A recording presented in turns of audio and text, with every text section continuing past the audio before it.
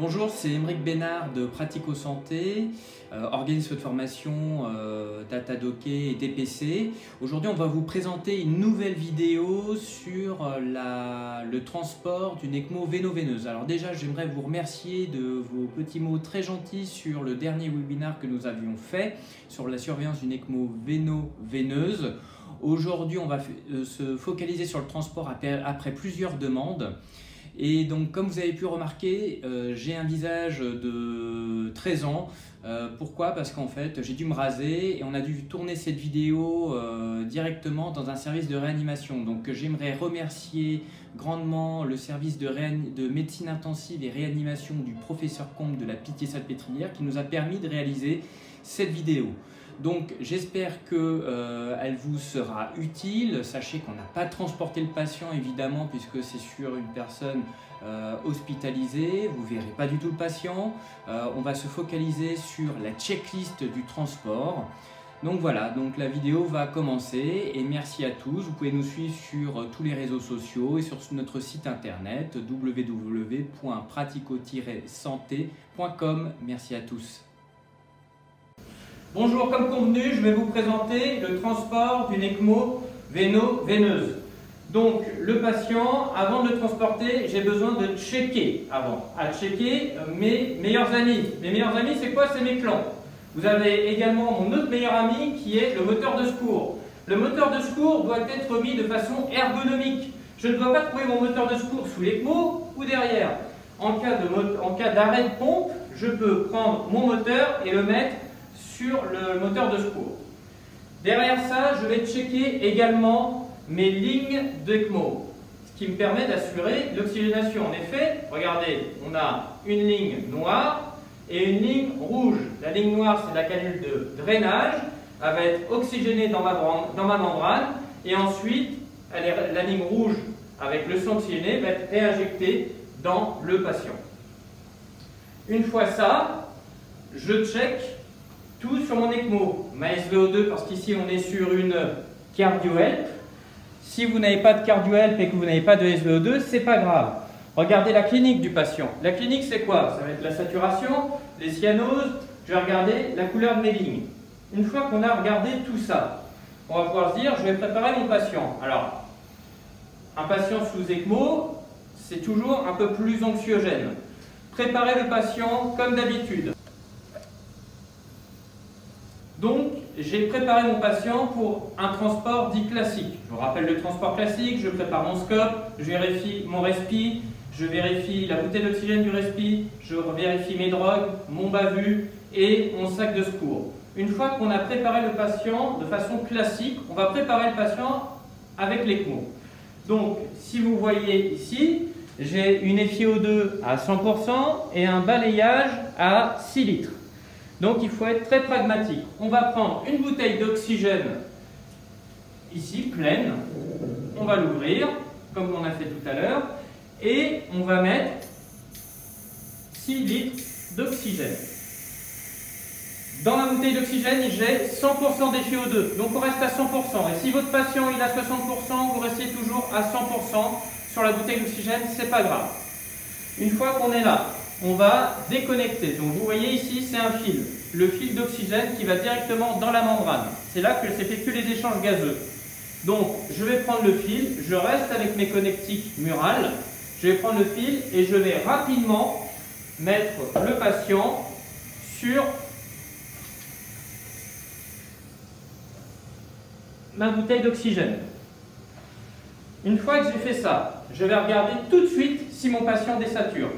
Mon patient ne désature pas. Mes lignes qui se trouvent ici sont noires et rouges. D'accord? Et ma SVO2 sur la CardioHelp est à 65%. Elle n'a pas changé depuis tout à l'heure. Donc, je check dans la globalité mon patient. Là, j'ai branché ma bouteille d'oxygène. Je vais pouvoir l'accrocher à mon ECMO. Je vais pouvoir ensuite aller sur mes prises murales et les débrancher. Pas besoin de bouteille d'air. On est bien d'accord, une bouteille d'oxygène suffit.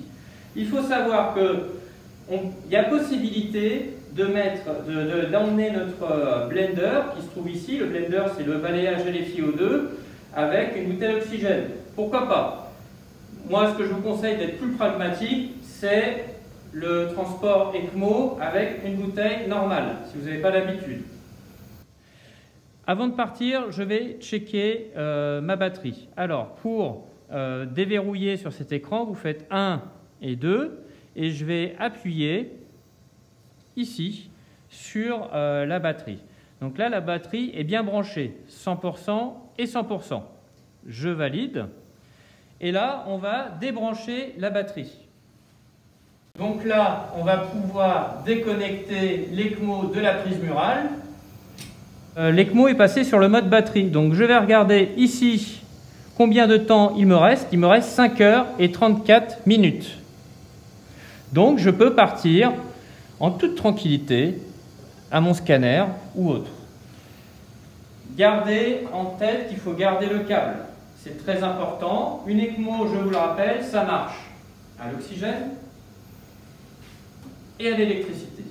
Donc là, maintenant, on va partir avec le patient. Donc, minimum 3, c'est-à-dire un à la tête qui s'occupe de tout ce qui est respi, un qui s'occupe de tout ce qui est drogue et qui a le sac de secours, et un troisième qui va guider tout le monde, parce que c'est celui qui a l'ECMO qui commande dans ces moments-là. Vous avez quand même 6 à 8 litres par minute, donc s'il y a bien quelqu'un qui doit le faire, c'est lui. Donc, vous allez avoir une main fixe sur quelque chose de dur, et on va prendre les lignes. Okay. Donc derrière, on va prendre l'ECMO ici, okay, sur quelque chose aussi de fixe. Normalement, je dois avoir la largeur de mes épaules au moment de balader l'ECMO, si vous voulez, au moment du déplacement et de la mobilisation. Ici, les lignes sont trop petites. Donc dans ces cas-là, normalement, je vais prendre l'ECMO. Hein, si vous avez la chance d'avoir ce type d'ECMO, vous allez pouvoir la soulever et la mettre dans le lit. Donc ça, c'est les ECMO, donc la cardiaque, qui se fait vraiment essentiellement dans le transport. Si vous n'avez pas ce type d'ECMO, encore une fois, je répète, parce que c'est important de répéter, une main sur les lignes, la hanche qui peut bloquer le lit pour éviter de bousculer l'ECMO, et une autre main ici. Et c'est moi qui commande. J'ai l'ECMO, je commande. Pour le transport, important, si ça vous embête, vous pouvez prendre le moteur de secours et l'intégrer directement sur l'ECMO. Bien vous assurer qu'on puisse tourner. D'accord? Ça, c'est hyper important. Et bien sûr, ne pas oublier les clampes. Donc là, je suis revenu du scanner avec mon patient. Mon patient, on se rappelle, une ECMO, ça marche. À l'électricité, donc je vérifie bien si tout est bien connecté. Des fois, le plug peut être mal mis. De toute façon, on va vous le rappeler. Mais parfois, vous avez des ECMO qui sont un peu plus vicieuses. Donc vous vérifiez bien, j'ai bien mis mon câble qui est ici.